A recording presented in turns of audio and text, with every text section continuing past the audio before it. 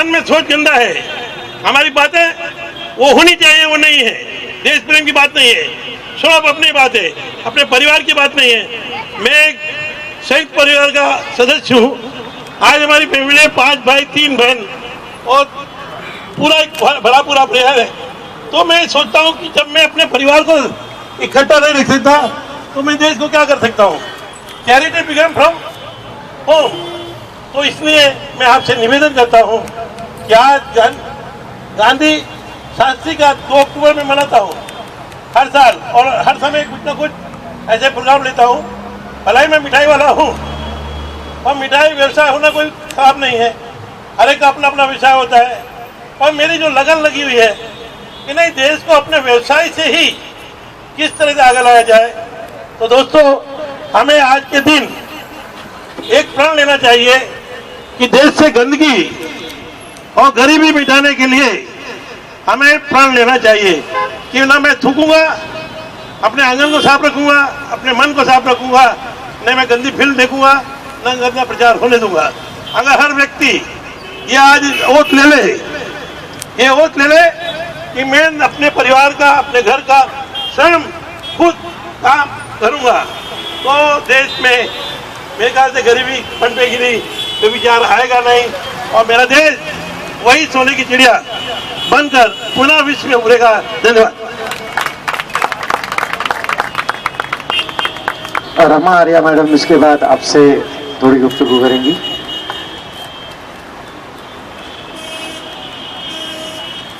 यहाँ आए सभी महानुभावों को नमस्ते। मैं कोई वक्ता नहीं हूँ, सिर्फ छोटे से विचार आपके सामने रख रही हूँ शास्त्री जी के बारे में, जो ना भूतो ना भविष्यति, उनके जैसा ना कोई अभी तक हुआ है ना होगा। एक 5 फुट का व्यक्ति, इतना महान, इतना स्वाभिमानी, उनके जैसा कोई अभी तक नहीं हुआ। लाल नेहरू जी स्वयं कहते थे कि वह बहुत ही साहसी, उद्यमी, परिश्रमी, उनके जैसा व्यक्ति कोई नहीं है। जब उनकी तबीयत खराब हुई तो उन्होंने शास्त्री जी को ही याद किया था, और इसी का ही परिणाम था, उनको देखते हुए उनको द्वितीय प्रधानमंत्री बनाया गया था। आप सबको मालूम है कि उन्होंने हमें 1966 में विजय कराया था पाकिस्तान के हाथों।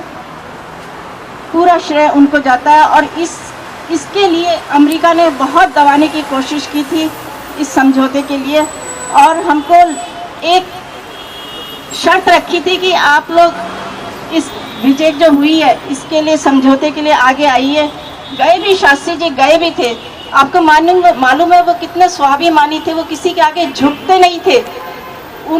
एक ही समझौता उनको करना पड़ा, और उन्होंने अपना प्राण त्याग दिए उसी समझौते के आगे, क्योंकि झुकना उनकी फिक्रत नहीं थी। जब अमेरिका ने धमकी दी थी कि हम उन्होंने आपका अनाज बंद कर देंगे, जब वो लाल गेहूँ भेजते थे, तब शास्त्री जी ने कहा था बंद कर दीजिए। उन्होंने कहा भूखे मर जाएंगे सब हिंदुस्तानी। उन्होंने कहा कोई भूखा नहीं मरेगा, हमारे भारतीय लोग बहुत स्वाभिमानी है। और उस समय संकट भी आया था गेहूँ का, तो शास्त्री जी बहुत चिंतित हुए, और उन्होंने उस टाइम कहा था कि भारतवासियों एक दिन उपवास रखिए, और वो सोमवार के दिन सब लोग उपवास रखते थे। और इस तरह उन्होंने एक अपना उदाहरण दिया था। उनके बहुत उदाहरण है। गरीब घर के व्यक्ति थे। आपको मालूम है जब वो पढ़ने जाते थे तो बीच में एक नदी आती थी, क्योंकि 1.5 साल की अवस्था में उनके पिताजी का देहांत हो गया था, तो घर में कोई बड़ा नहीं था। जब नदी आती थी तो उसको पार करने के लिए बाकी बच्चे नाव में जाते थे, और वो अपने यूनिफॉर्म उतार के अपने साथियों को दे देते थे, और वो तैर के पार करके स्कूल जाते थे। ये एक छोटा सा व्यक्ति था जो हमारा प्रधानमंत्री बना। और जब देश में संकट आया तो उन्होंने लोगों से कहा था कि अपनी बचत करना सीखो, अब थोड़ा अपने खर्चे कम करो।